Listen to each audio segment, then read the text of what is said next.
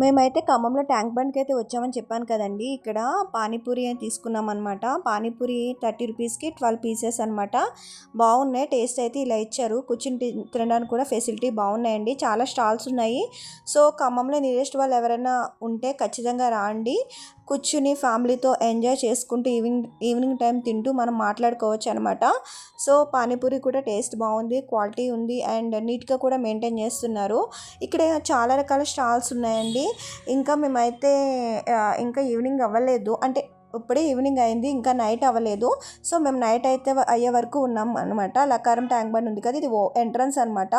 ఇది almost same మన tank bund లానే ఉందండి. ఇక్కడ వివో వాళ్ళు ఏంటంటే ఫోన్కి రిలేటెడ్ ఒకటి కండక్ట్ చేశారు షో. యాంకర్ అనేది మాట్లాడుతుంది అనమాట. కొన్ని ఇక్కడ చూడండి గేమ్స్ కూడా పెట్టారనమాట. గేమ్స్లో విన్ అయిన వాళ్ళకి ప్రైజ్ వస్తుందని చెప్పి ఆల్మోస్ట్ అందరూ గేమ్స్ వైపే చూస్తున్నారు, కానీ యాంకర్ దగ్గర ఎవరు లేరనమాట.